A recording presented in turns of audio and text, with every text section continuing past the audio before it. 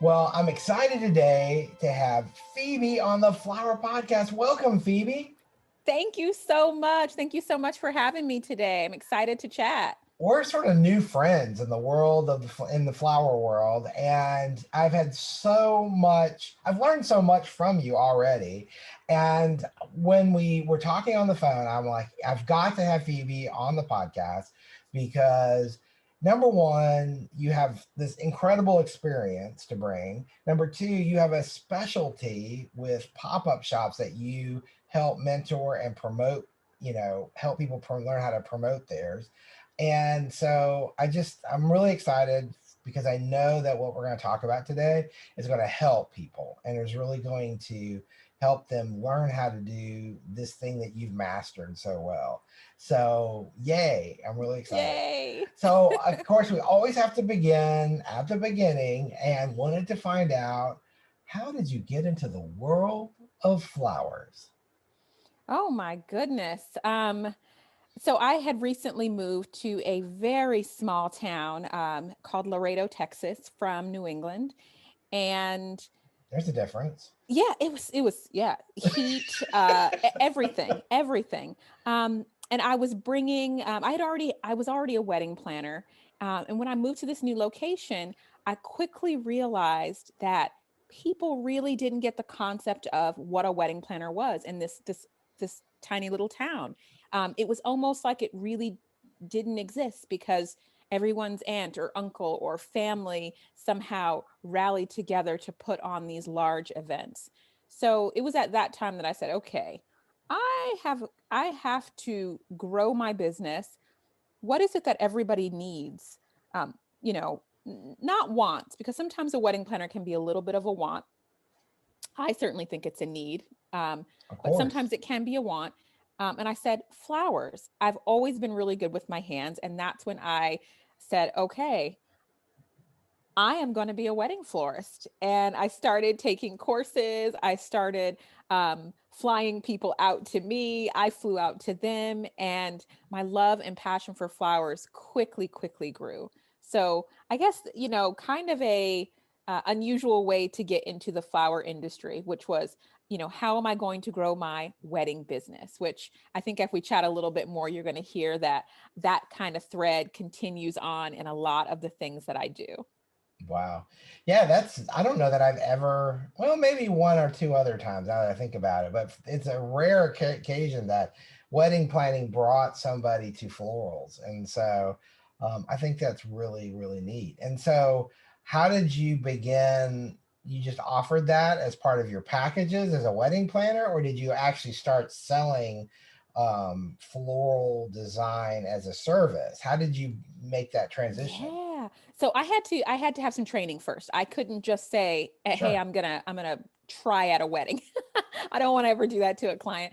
So I had to get a little bit of training first. Once I felt comfortable um, with the training that I had under my belt, I had them separated. So I never went into Okay. retail. I had wedding planning as a service, and then I had florals that could be added on. And then what I did that for the first year as an option.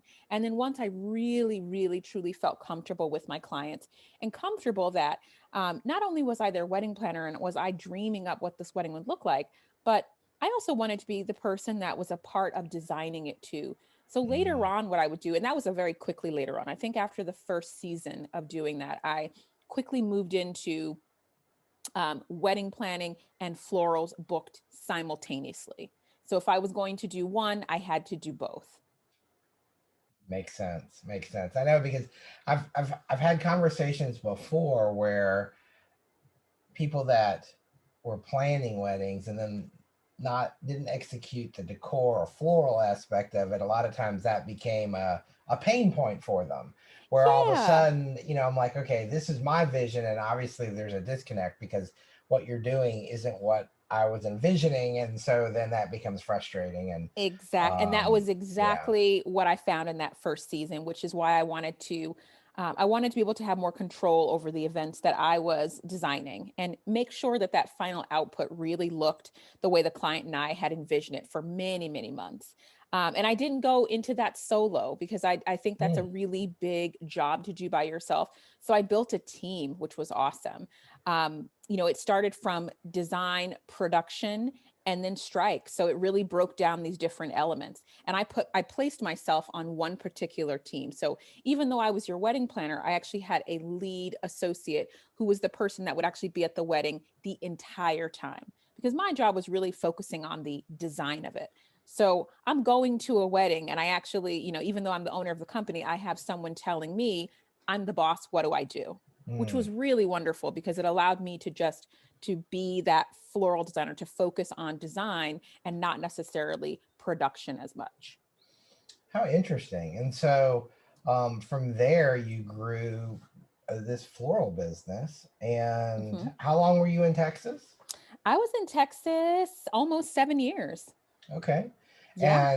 And then that's also where this idea of pop-up shops began with you, isn't it? That is absolutely correct. One of the things that I started to notice pretty quickly was, I think after about 2.5 years of doing this, I started saying, okay, I'm noticing that um, I'm not getting any less increase, but I'm not getting any more. And I'm kind of getting it from the same pocket of people.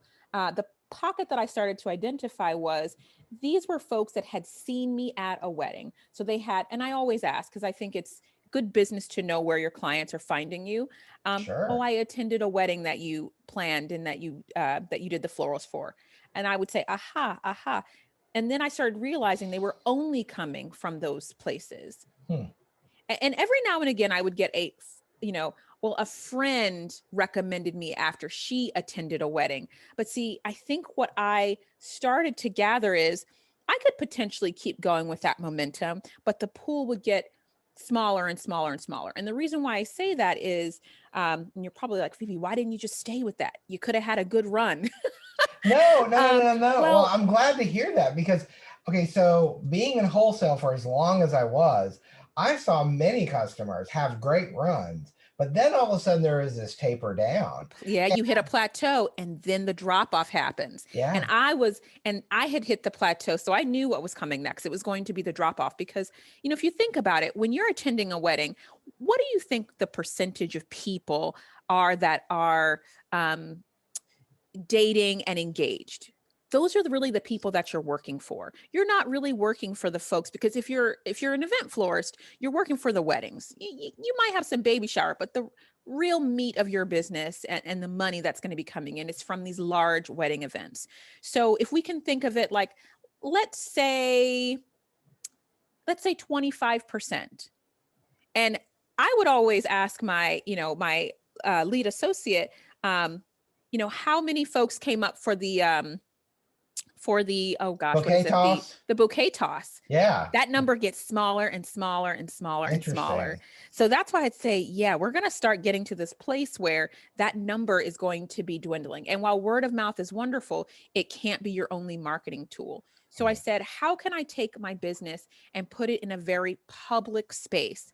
I knew right away, I said, I don't have the chops for doing retail every day. I got to give, my floral friends credit that are retail florists and that do it every day. Y'all are in it to win it, honey, and I love it, but it's not me.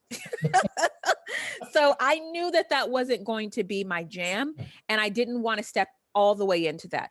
But I didn't want to dip my pinky toe into it. So what I decided to do was, what are going to be some safe times for me to jump into the retail industry temporarily? Flower holidays. So I Mm. identified those big flower holidays. Now, most of us will pull those out and we'll say that's Valentine's Day and that's Mother's Day. Now, of course, we can also add in things like Valentine's Day, Mother's Day, Christmas, Thanksgiving, Easter, depending on what your community looks like, that's how big those times can be. So you can certainly, go with some secondary floral holidays and add those in too. So that's what I decided to do. I jumped right in on a floral holiday. And I did so very, very cautiously. I have always been someone who's very pragmatic and methodical. I'm not a big. I think when people get to know me, they think you're this big risk taker, and I'm like, I'm not. I'm actually a very calculated risk taker, which means I do a lot of pre-planning because I think that pre-planning is what's going to give me that feeling of success. I don't like walking into an event feeling like I don't know what's going to happen. That's not me. Well, it takes you from being 100% financially exposed to what, 70, 80%, or no, 20, 30% financially exposed. Exactly. Yeah. And Exactly. so, yeah, I So totally get it. my first pop-up shop, I did everything with pre-orders. And I said, I'm going to do pre-orders and then I'm going to do 30% on top of that because I knew, um, you know, in the grand scheme of things, let's say, let's take these, let's break it down into numbers here. You have 10 pre-orders that you have created. If you're ordering 30% with your wholesaler on top of that, that means that you have essentially 3 additional orders that you need to make in person. Now, a typical pop-up shop is going to go for about 3 to 4 hours, right? That's That's all. typically, Hmm. yeah, they're not, pop-up shops truly aren't meant to be all day events. They're not really meant to be nine, eight, Right. 9 hours. I mean, that's a lot. You pop in and you pop out. You don't pop in and stay and leisurely mosey your way Uh-huh. on out. Right. It's quick. Yeah. So in that 3 to 4 hours, if I couldn't sell, one centerpiece or one whatever it is that I had, um, if I couldn't sell one per hour, I needed to go back and take inventory about how I sell because there's no way you're going to get in front of me and not buy something. And I only have to sell 3, right? Right. Right. So I said, okay, that's doable. Um, Well, especially when you've got other people coming to pick up their orders. So people see this action going on. You got something going on here, and that sometimes alone draws people in. but it's also environment. So one of the things I Mm, try and tell people is, be strategic. I spent a lot of time vetting my location, and that's a place where I really see a pitfall happening when you don't vet your location. Meaning you don't sit down and ask them, what are the busiest parts of your day? If you're a cafe, I want to be there at the busiest times. I want to be there at peak times. I'm not attempting to be there when it's slow and the changeover is happening.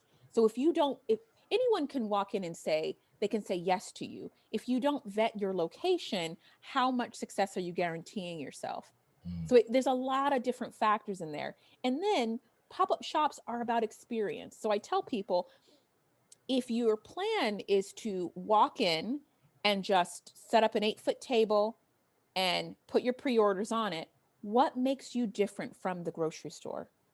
No shade to the grocery store florist, no shade, because I love all of my floral types. However, what makes you different? You want to provide an experience. So as you're thinking about your pop-up shop, what experience do you want your mm. clients to take away from this? For Right. me, I wanted my clients to see me as the expert. So I made sure that I had everything from instructional care cards, how to take care of those blooms afterwards, to designing in front of people. So, and people were like, whoa, that's crazy. You mean to tell me yes, people actually love that. That is such an experience that you really don't get. And a lot of times, when I walked into a floral shop, you have the front facing side, and then you have the back room. The back room is where the magic happens. And then they bring it out and it's all beautiful. It's all amazing. I Right. want to bring you into that process. So what I would do is I would pre-design half of it. So let's say I'm greening. Let's say if I'm doing a hand-tied bouquet, I've got everything all greened up, but I'm adding the rest of those flowers right in front of you. And what I'm doing is I'm doing 2 things. I am giving you an experience, but I'm also about to upsell you. So wait for it, because I'm going to ask you my magic question. And if you're in my Facebook group, my magic question is, I ask, who are we designing this for today? Oh, my mom. What's your mom's name? My mom's name is Linda. And then this is my favorite thing ever. I say, do we want to make it special for Linda today? And I say that because I give that ownership. You've now told me that this is your mom. I know that you love her because we're making this for Mother's Day. You've given me her name. I've made this personalized. I've kind of kicked it back into your brain. Very unlikely is it that someone says, nah, I don't want to make it special for Linda. My mom. They say, hey, let's make it special for Linda. All right, I want you to pick out, as I'm finishing this up, I want you to personalize this. Pick out a few things that you know she would gravitate toward. And then what they do is they do this. They put it in their hand. Oh my gosh, it's sold. They pick it up, they smell it, they put it in their hand. It's yours. It's yours. And I do that purposely. I could walk, to the front, and I could pick the ones that I think that she would like, but I'm not giving you ownership of that product. So Yeah, it's I'm important that I don't loving touch this. it. You have to touch it. You have to pick it up. And I'll do things that say, do me a favor, give it a sniff. What do you think? Oh man, that she's going to love that. She loves roses. She loves tea roses. This is one of her favorite thing in the entire world. Oh, I can't wait till she gets this. So now I've given you an experience. We've made it personalized. I've given you ownership. We're happy. We smile. You're on your way. And I've given Linda a great way to care for her flowers over the next couple of days. Yeah, and what a sense of pride that person must have because they're now vested in that bouquet or arrangement or whatever you've, you know, created with that person. I mean, Mm-hmm. yeah, them knowing that, oh, I picked out those flowers, and especially when Linda or mom or whoever sees that flower on the other end, say, yeah, I picked those out especially for you. I mean, I totally get it. It's an experience from the very moment of the beginning all the way through, even long after you're not in the scene anymore. There you go. It is so powerful. I just love that. It's just a different way of bringing and like I said, could one do it where they're all pre-designed and they're all beautiful and they're all done and they're all absolutely. But I think um, I'm also doing this secondary thing where I am conscious of the people that are around me and they're watching this experience happen too. And Mm, you know, I'm focused on my client, but I'm also hearing the chatter. And some of the things I would hear was, oh, I didn't even know flowers could smell this good. Oh, wow. Wow, look at how she's doing that. I wonder why she keeps this a little bit higher and she keeps that a little bit lower. Oh, what's that wire thing that she's using? It's all very fascinating. And I think a lot of times we want to be in that back room. We want to just bring out the pretty and say, hey, it's magic, it's ta-da. done, Right. ta-da, right? But I'm saying show them a glimpse into our world, and that is just as magical. Mm. And that I makes love that this. person that's sitting there, they start saying, yeah, I think I want to, I want to make something too. Can you make me something special? My mom's name is Karen or Becky. I want something nice. So it just it really does something. And I always had a really, really good time with that. I love this. I also think, it's just like you say, you've let them in behind the curtain. And so many times we're used to having that ta-da moment that we just talked about, with a bride and her bouquet or walking into, a reception area where all of a sudden they see it for the first time after you've worked your floral magic or whatever. And we're always into those moments, but having a pop-up shop doing this sort of retail experience is totally different. And I just love this. Now, I know when you and I spoke before today, one of the things we had in mind, and you've already touched on a few things, is we're going to release this episode early enough that if somebody's goal was, let's say, Mother's Day, because we just had Valentine's Day, and I know, I love the way you say this, that you get a lot of these emergency calls a couple weeks before, like, oh, I want to have this pop-up shop, and it's like you can't really plan and execute in 2 weeks what it really takes to have a successful shop. And so now we're hopefully going to put the pieces in place in a general way that allow people to kind of get a vision of what it takes to have one and still have time to do that in time for Mother's Day, which Mm-hmm. last year Mother's Day was huge. Mm-hmm. It was probably, and I don't know if it was the pandemic, I kind of think it was, but people were just trying to connect to nature and connect to loved ones and things. And so I'm really hoping that, we can lay just some basic foundational things that maybe people can embrace for that. How do you, I know you've already talked about vetting a space, I know one of the things that I get concerned about is if someone's never done a pop-up shop before, it's kind of like, where do you start? Oh my goodness. That is a really good question.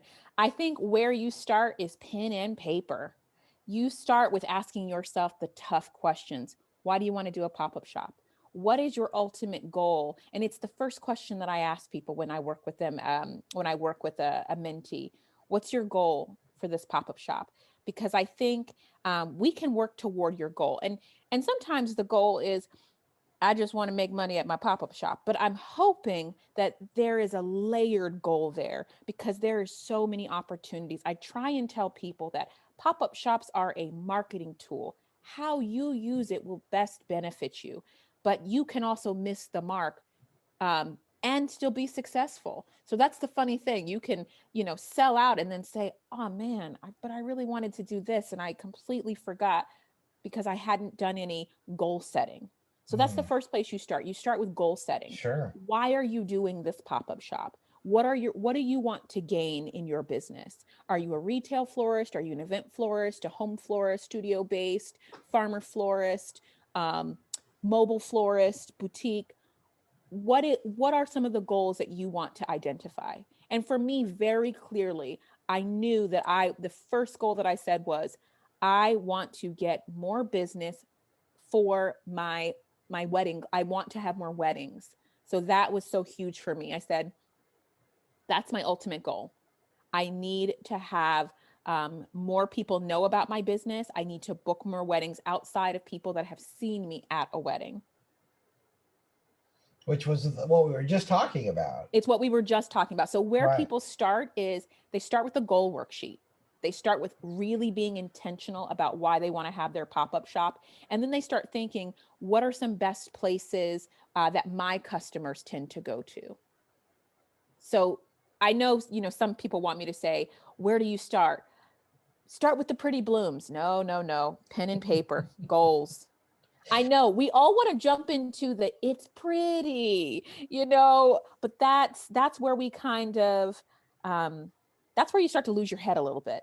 Yeah, I was gonna And say that's you lose your way. That's for sure. exactly because you allow the pretty, the aesthetic of it all to take over, and you don't really focus on the business and the marketing part of this kind of event. So that's always my number one question is where do I start? And they always want to hear me say, what's your color palette? What do you want to sell? What I don't care about any of that stuff. I want to know Right, what your because you goals can are tweak first. that. You can tweak that for the Tweak time of that the later. year. I mean, you know that you're going to get there eventually. You Mm-hmm. know that that is, but that's not the place to start. And I love that because so many times as florpreneurs, to use Allison Ellis's phrase, Yes. um, um, shout out to Allison there. That you you lose sight of really the main goal, and that is to turn a profit at the end, right? Mm-hmm. And the flowers will come, the flowers will be there. And I love the fact that you're starting with a foundation here. The goals, because that's sort of the prism that you can see everything through. I mean, whether your goal is to have more weekly customers, like for if you're Mm-hmm. a flower farmer, and you're trying to have CSAs or have floral pickups with bouquets and things, or if it's a wedding person, maybe I don't know, you might want to choose a totally different location because you want to get in front of potential brides. And where are they shopping? Where are they going to hang out? Where are they going to be? And so I love the idea of this goal setting is such a key part. So And um, it actually brings me to one of the things that I talk about a lot, which is, when I think of the word pop and pop-up shops, I remind myself that it's profit over pretty. I love So that. that's what keeps my business head over the imagery, over the pretty. The pretty we can do that all day long. You can do it anytime. But if I can keep that profit and that idea that this is what I'm doing this for, and these are the goals that get me here over this aesthetic, then I feel like it keeps me really level as I'm moving forward. Absolutely. Absolutely. All right. So, what happens if you don't really have a big following and you're trying to pre sell these? designs or bouquets. Where is a good place to start for that? Because I know there's a lot of people that maybe are so entrenched in one area that transitioning to doing something like this might be a challenge. Yeah, and I get that question a lot too. Well, Phoebe, I don't have a big following. Well, this is going to be one of your goals. Grow your following. Love Because that. this is something that you can also control. I think the best place to kind of step kind of a little bit back from that is, even if you had 5 or 10 people, that's still a following. It's not about quantity, it's about quality. So I would treat those folks as if they are VIPs. They're your, Sure. that's your VIP cohort. So I think it's important to make them feel special right from the get go. So whether you're reaching out via email, whether you're reaching out and you're creating a Facebook group for those folks, really keep a hold of the people that are buying for you. It only takes, 5 or 10 people. So I think people kind of get the misconception that they try and quantify their following with their Instagram following and that or their Facebook following, and they kind of think, oh well, that's the place where I only have 300 people. And I'm saying you can start with little as 10. You have 300 people that you could be reaching out to, 300 people that support your business. And then, while I never advocate for saying that I believe your friends and your family are a very separate entity from your business. I think that they support in a number of ways, and that doesn't necessarily have to mean buying. So I don't want you to necessarily rely on them to buy all of your things, right? But I think that it's wonderful if you are on Facebook, that you're talking about what you're doing. You're talking about this event because they're more likely to share. They're more likely to share that information, whether it's just sharing a post, whether it's sharing a live video. And those are the times when I think it's time to be vulnerable. So as you're creating your pop-up shop, I know um, sometimes I'll get people that reach out to me and they say, I have this pop-up shop coming up, and I look everywhere and I'm like, really? I didn't know. You haven't talked about it. You put it on your website and you kind of hidden it because it's like, okay, I'm having it, but I haven't really talked about it everywhere. I haven't talked about it on Instagram. I haven't done any stories. I haven't done any reels, and I haven't done any Facebook lives on my personal page, even just to get my family and friends excited and have them sharing this information. I think sometimes people feel very vulnerable when they're doing that. It's like Mhm. now all of a sudden I go from this being a great idea in my head that now I'm putting it out there into the world, and that's a scary step for some people. Mhm.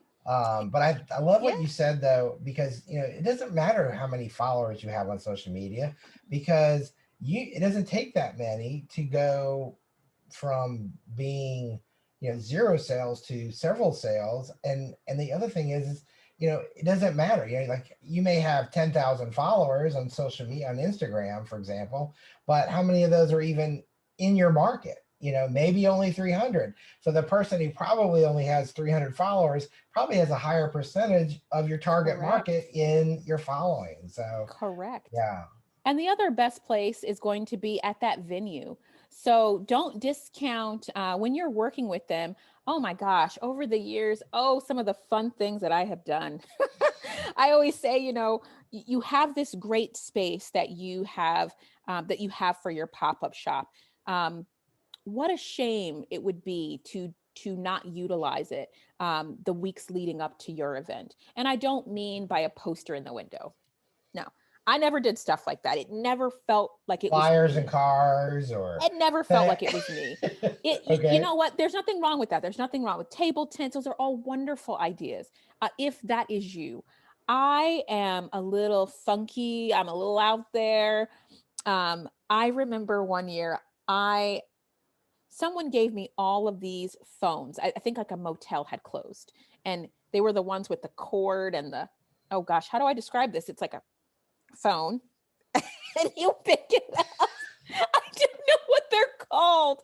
I don't think I have, but like a, It's just a regular telephone, like okay, is that a pre-cell regular? phones, Yeah, maybe. I pre don't cell phones, know. but I don't not know. not the ones that hang on the wall, not Like, much older than that, like the hotel phones. yes, okay. So I took these hotel phones, I took all the cords out of them, and I spray painted all of them. I spray painted them pink and white and gold, and red, all kinds of colors.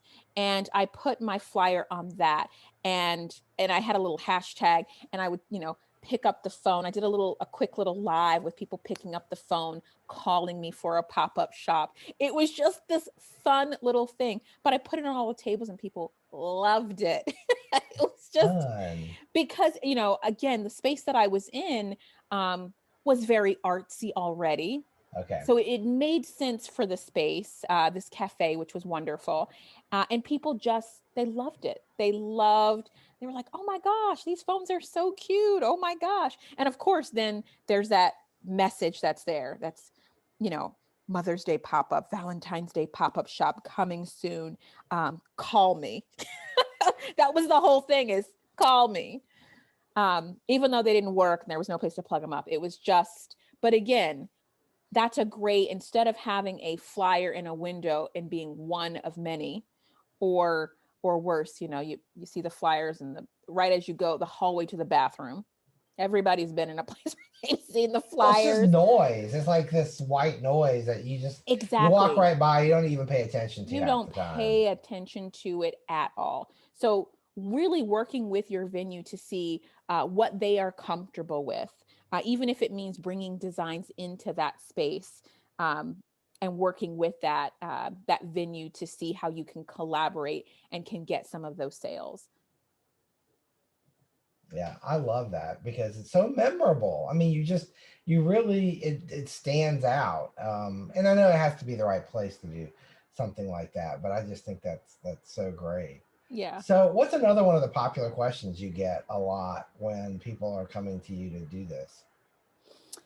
Oh my goodness. A lot of the questions are around location, pre-orders, and how much should the arrangements cost? What Hmm. type of arrangement should I do?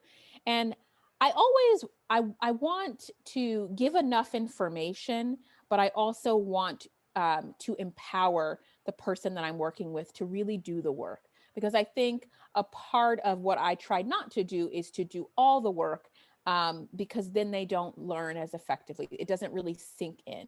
So in terms of, what should I charge, um, what should I create, I really want that to be something that comes directly from you. You know your community base better than I do. Some communities are going to buy a $500 arrangement, some are going to buy a 200, some are going to buy only a $85, $75, $55, whatever that case is. um, it's so different from state to state, town to town, country to country. So those aren't really questions that I can answer. So I ask you to do that research. And that should be something that you know what your average customer feels comfortable spending.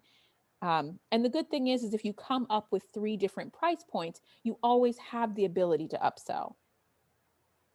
Right, and then you also have the ability to tweak and adjust and feel it out. And I think too, maybe your location impacts that because if you Mm-hmm. are outside this is not a paid advertisement, but if you're outside of Tiffany's, you might can probably do better than an $85 arrangement.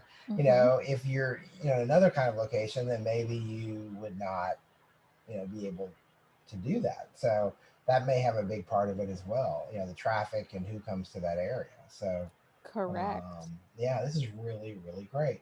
So now you grew your pop up business to really kind of only focus on holidays, correct? You don't do it just year round. You just pretty much Correct. focused on that. Mm-hmm. Um, why did you choose that? Just to do holidays. Yeah.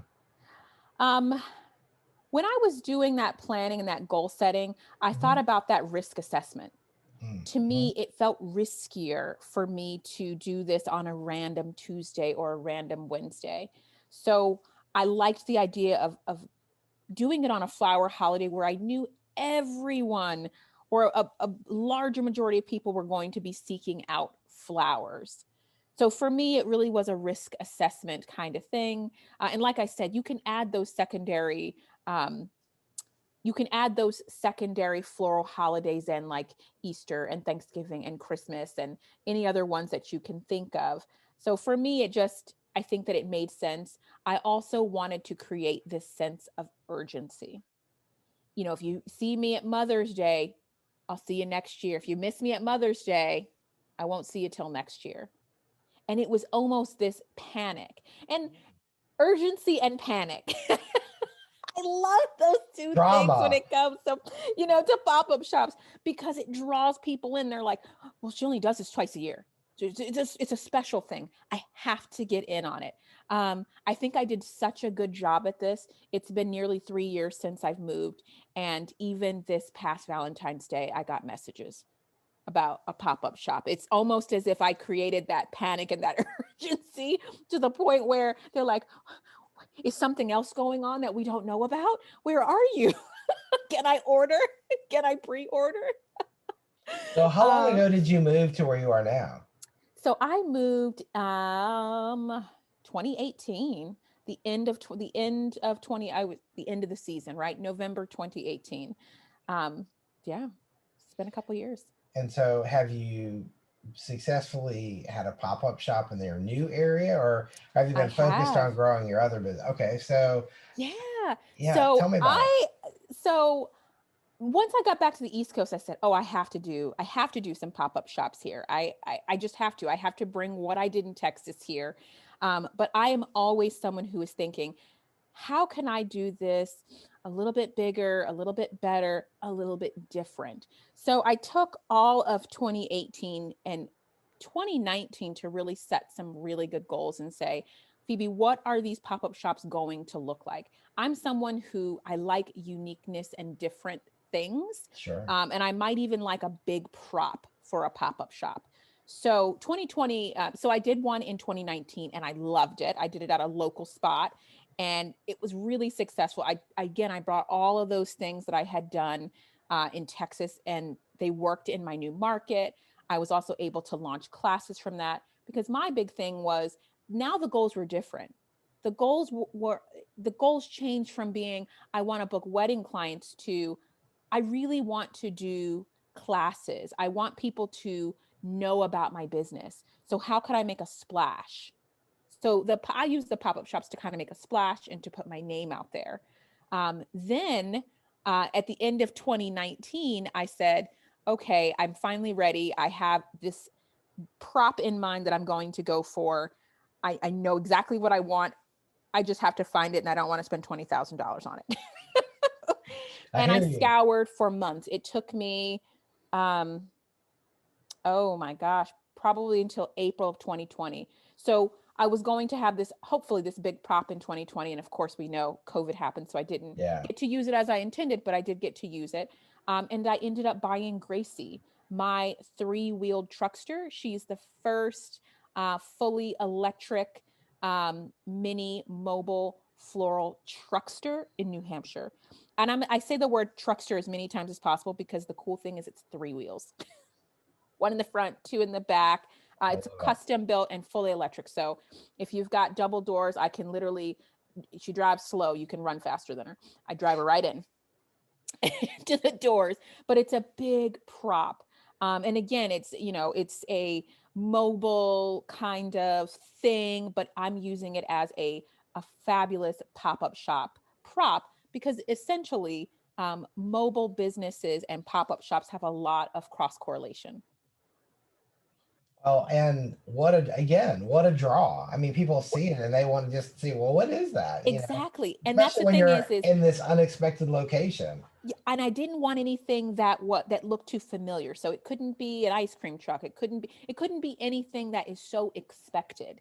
Um, no one had taken a truckster in the, you know, the New England area. And I actually had a hard time. I've had a hard time finding any inspiration on it, because at first I said, you know, gosh, does this even exist? There's plenty of mobile bars that are built with this kind of truckster, but Hmm. not floral things, because they're small. So, like I said, I wanted something so unique that if I had it parked on the side of the road and I had, you know, even if I had free flowers, you know, at the end of the road, I wanted people to go, "What is that?" I love it. And it would be something that they remembered. Mm, I love that. Well, I can't imagine. And this truckster, like how many flowers does it hold, or did you just use it and surround it, or how did you use it? Because you said you used it as a prop. Yeah. So, my husband and my fabulous neighborhood, I live in a wonderful lake community. And as soon as I found this, I went to my community and I said, oh, can you guys help me? And thankfully, my neighbor said, he's an architect. He said, yeah, I think I can help you with this. Have Mike come over, which is my husband. So then it became, let's talk about what we want this to do. So we built out the back of the bed. So I basically bought it as a frame. Okay, And then we built out the back of it, and then it holds about 24 galvanized pails. Those things can come up and they can be um, replaced with just a flat wood, so arrangements can sit on top. I have cubby holes underneath that hold all my tools and my supplies. We trailer it because it's not something. I live on a dirt road, and the windshield alone, it's a authentic 1962 things. So it's a little bit harder to replace. So we want to sure. keep it in great condition. So we trailer it. And then once I get it someplace, I take it off the trailer and I drive it to the location so people can see me driving with it. And it just turns heads. So quite a bit of galvanized pails of different sizes can fit. Arrangements, even pre-arrangements, can be kind of tucked in the bottom. Um, Hand tied bouquets can be also tucked in the bottom and pulled back out. So and it's got a umbrella canvas top on it, but that also can be removed depending on the season. It's a really cool. When you Well, see it, it really does. It looks just so awesome and so different. And well, you'll have I to was send me pictures I so am. that. I'm going to send you pictures right after. The other really cool thing is I decided in the winter that, I said, gosh, it'd be a great little prop for some family sessions. Again, let's get some photos of Gracie. So let's collaborate with some local photographers and see if they want to offer this in their family sessions. So Gracie got a lot of love around the holidays. So what's nice is, once it's too cold for those flowers to be out, and uh, too cold or I'm too chilly, it's nice to kind of transition this in back into a prop, back into being used where it could be rented. And next year, Gracie will actually be going out on the town. I have a lot of weddings that she's going to be in, so people have rented her for weddings. Specifically, a lot of folks are doing bridal showers, outdoor bridal showers where they're doing bouquet bars with Gracie, which is fun. I love that. And you brought up weddings there to tie this back in. I wanted to emphasize because I know that we talked about this already, but one of the things that just so impacted me about our conversations in the past and when we were on Clubhouse together, um, is the fact that you genuinely use this to market your business. Hmm. I feel like, do you collect emails through this process? Do you collect? How do you get that longevity other than just handing out a care card or business card? Is there something else you do to further connect afterwards? Because you don't want to be forgotten, especially if it's their first time. You've created Yeah, this amazing experience. Now you want to convert that into a future client, and I'm exactly. curious, what your thought process is behind that. So when you're taking these pre-orders, what's really nice is if you've got a really developed system in taking your pre-orders, it's going to allow you to grab that email. So that's how you're going to, drop that email into a place where you can continue to communicate with that person. Because for me, everybody has to do the same thing, whether you're shopping in person, whether you're shopping online. I'm still collecting all your information. I'm collecting Mhm. your birthday. That's always, I do these little things because some of those things are just really important to me. Like, I like to know when your birthday is, because I take all of those people that are in January when I have their birthday and I reach out to them, and they get oh, happy birthday. This is an instant. This is a gift I want to offer, a gift I want to offer to you off of your purchase, or et cetera, et cetera. So I think the best way is when through your pre-orders, you're already capturing that information in email. That's the best way for you to control that population. From there, if you want to invite them to like your Instagram page or follow you on TikTok, go into a Facebook group, a buying group, that's wonderful. For me, what I do is I take everybody and I invite them into a cohort online. So I still communicate with them via email and I make them feel very special there. But then I have a special online Facebook group. And that Facebook group isn't necessarily very big, but these are all the people that have shopped with me. So They're these already are the people, fans. they're already fans. They've already, I think people need to do three things when they're shopping with you. They need to like you, know you, and trust you. Mm. These people hit all of those things. So they're in that specific group. So I reach out to them first before I ever announce anything to the general public because I want them to know that they're my VIPs. They're special. And I try and reward them all the way through. And that group continues to grow because what they do is they will share that post outside of your group. They'll bring people over to your group. It's a great tool. So you're taking them from point of sale where you're getting their email, you're converting them into whatever platform you want them to be in, whether it's a Facebook group. I really do think the having them in an email conversion kit or a chain, something like that, is wonderful. But also being able to interact with them on a more consistent weekly basis is really nice. So having them in a Facebook group is even better. And then you're just continuing to build that relationship. But like I said, nothing goes out to the general public before it's announced in my group. For Valentine's Day, I said I'm going to do these virtual classes. I put it in my cohort group, and guess what? I didn't really need to promote it outside because I had already, I filled up the space and I had booked 2 weddings, all from the referrals that I got right inside of my group. So for me, Wow. I said, and of course, some people would say, "Oh, well, Phoebe, you could have had an even, you could have had more classes." I could have, but that was Valentine's Day week, honey, and it was very, very busy. So I knew that my cap was going to be no more than 15 students. And when my VIPs took those spaces, for me, I felt golden. For Mother's Day, I had already felt the run of having 2 or 3 different sections of classes, and it was quite a bit. It was really tough. Yeah, I can see that. And the other thing is you kind of see, I mean, I view it as you save money and energy because boom, your fans have already, your people who already appreciate and trust what you do are jumping on board. And those are the people you really want to serve. I feel Hmm. like sometimes people get so busy trying to serve somebody that's not really falling into that category. Somebody, the unknown customer, that Hmm. you forget about the person who has your back, or who is excited to Exactly. see you show up. And and that can be a tragedy, I feel like, because it's Hmm. always easier to keep a happy customer than it is to get a new customer. Exactly. And the thing is even if that person bought from you once, they are likely going to buy from you again. It may not be right away, but keep them in that VIP loop. Keep them there because again, that VIP group, those are the people that they've already bought from you. They're already excited about what you're doing. Even if they can't buy from you for whatever reason, they're sharing your information. Why? Because they like you, they know you, they trust you, so they feel confident in sharing it to their friends and their family.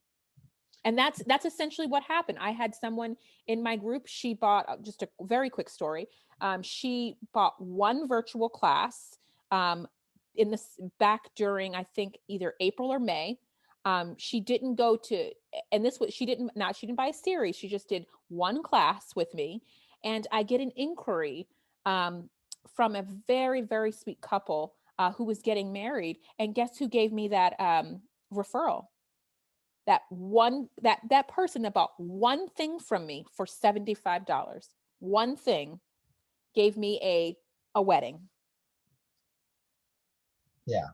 It's just why? Because I'm continuing to talk to her. I'm continuing to be in her inbox, to be in her, her Facebook space so that she doesn't forget. Yeah, you're at the top of the list. I mean, Hmm. you're in that was it fourth head? I don't know what that is. Anyway, but you're at the top of the list, and that's great. I feel like I want, okay. I always like to end with a piece of advice. But before we do that, I want you, if you just give you a second to share about the different programs and mentoring opportunities you have and your classes, because I don't see, I know when I've been to your website, they're very specific and very highly tuned to certain topics that I don't see offered a lot of places. And that's why I want to give you that opportunity. Thank you so much for that. So on my website, popwithphoebe.com, I have a variety of easy downloadable content. So for the learner who, who wants to have that independent space, who's like, you know what, I just need information on, booking my location, how to get pre-orders, how to work Instagram, to make sure that I'm utilizing it the best way for my pop-up shop. They can do a quick download. I tend to follow up with all of my purchases to see if there are any pending questions, because that allows us to get into that really personal space where there might be a question that goes unanswered, and I want Sure. to make myself available to them. And then there's the folks that choose to go to the mentorship route. I love the mentorship route because I get to work with them step by step. And I have my mentorship program already spelled out for you. So I know how many weeks we're going to work together. I know the first things that we're going to do, all the way to the, once it gets down to the week of your pop up shop, some of the things that I'm going to say, here are some reminders that I don't want you to forget, and make sure that you're taking account of this. And then they have that follow up piece where we do a SWOT analysis of strength, weakness, opportunities, and threat. And we talk about all the wins, and we talk about what went wrong, and we talk about if we want to move forward in doing this again and how we need to tweak it to be even bigger and even better. So the mentorship is wonderful because it allows me more space to delve into your event, and to, if there are problems that arise, to see how we troubleshoot those problems together. So that's, what I offer in a nutshell. Whether you're wanting to do pop-up shops or virtual classes, you're going to find very, like you said, highly tuned, very specific content available on my website. If there's something that's not there and you want to talk about it for pop-up shops, shoot me an email. I am your person. I am game. I don't think anyone loves pop-up shops more than I do. I don't know anyone who is as strategic and methodical as I am. Um, so much so that I even scare myself sometimes. Well, I love that. And I think too, you know, and I know we've kind of said this already in this episode, but to stop viewing pop-up shops as the afterthought, to stop looking at them as, okay, I have this slow period in my wedding calendar or in my retail shop, and let's go do this. Instead, making it more of a marketing thing. And I just said this, and I've got to throw this in there now because it got me thinking about something else. This isn't just for like wedding and event professionals who want to dive into retail. I mean, imagine, I mean, I could see this if I had a retail shop at a location that does well, has good foot traffic. Maybe I want to try another location that people might not know about me or might not know about my retail business. Mhm. Again, that's a great goal. Is it's a marketing approach for you to reach a new demographic or a new area of the town. So this, I don't know. I think the possibilities are endless. The possibilities are I'm absolutely endless for pop-up shops, and that's what's fun about them. If you take out the word floral, and you just think of them as this wonderful marketing tool where you are, meeting the goals that you are wanting, that you have set in prior months. That's an amazing way of looking at this. Pop-up shops are not by happenstance. I think people get really lost in the sauce when the words come to them. They're like, a pop-up shop, I pop up, I make it pretty, I'm successful, and I leave. And they're disappointed when all of those pieces don't fall into play, and they're like, exactly. these pop-up shops are a lot of work. um, yes, good marketing is a lot of work, but good marketing also pays off, and it pays off really, really, really well. And Mm. just to give you my really, really well, so I was doing a pop-up shop when I was in Texas, and I was so I was so excited about this because I was branching in. This is the year that I not only did I have one successful location, two, three. I had three locations We offered deliveries, pre-orders on the website. I mean, it was awesome. It was amazing. And my husband is driving down a very busy street, and then he happens to see a billboard, and he calls me and he's like, "What is this? What is this? What what are we doing?" The panic. And I'm like, "What are you talking about?" And then I realized that my pop-up shop, I've been gifted a billboard for my pop-up shop. Wow. Um, and when I Talk say about getting my the word town out. just rallied, I mean, I was on the news, I was on the radio, I was on every outlet, I was in papers, every outlet, because it was like this craze was happening. This whole craze was happening. This girl is doing these pop-up shops. And once I was sold out, if people were still coming to me, I was sending them to my retail floral friends and saying, guess who still has flowers? They're down the street. They still have flowers. They still have flowers. Because I want to make sure that, you know, everybody is getting served on these wonderful floral holidays. There's more than enough space for all of us to be here and to Mm. enjoy this. And just like you said, it could be anyone from a farmer florist to a retail florist to a studio to an event florist. The opportunities are really, really endless when you're really ready to think about this from a good marketing standpoint. Yeah, I love that. Well, okay, so my big question, piece of advice. You've given so much good advice. What's a good piece of advice you'd really like to leave our listeners with? Ah, oh gosh, just one. Okay. Okay, well, Um, we'll let you do two if you really have to, but yeah. oh my goodness. Oh, this is always so hard. Um, don't be afraid to be vulnerable. Don't be Mm, afraid to put your best foot out there. I think that's the biggest thing that I see is this fear of people want to do a pop-up shop, but they don't want everybody to know that they're doing a pop-up shop just in case it doesn't work. You have to really step all the way into this for this to really work for you. So be vulnerable. Don't be afraid if you are the only person doing this in your area. I was the only person doing this pop-up shop in my area. Nobody else was doing it. So was I scared and afraid? No, not really. I was excited and I was fueled by that energy. um, but don't be afraid to be vulnerable. That's what this is about. You're going to discover so much about yourself and your business.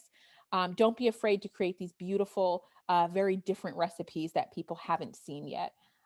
Really draw people in. And a part of that being vulnerable is also as a designer, design in front of your clients. I promise the experience that they get from it is so, so unbelievably worthwhile. And the joy that you get when you see their faces and how they respond is absolutely amazing. So at every point of this juncture, be willing to be vulnerable. It's a lot of fun. thank you so much. Thank you for this time, Phoebe. I've learned so much, and I just can't help but think others will be excited about this marketing approach. I hope so too. And reach out to me. I want to hear the success stories. I want to hear the wins. But I also want to hear the places where maybe we fall a little bit. Because those are the places where I can help you. Mhm. I can't say it enough. When I started this venture many, many years ago, there there weren't any resources out there. There still aren't any resources out there other than Pop with Phoebe.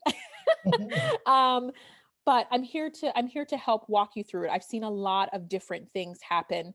While I have so many successes and so many wins to share with you, I certainly have some gray moments there to share that aren't so awesome, and places where I also learned. And I want to make sure that you don't fall into some of the same things that I fell into. So reach out, and for all things, just reach Yeah, out. awesome. Thank you so much, Phoebe. My pleasure. Thank you. Bye Bye. bye.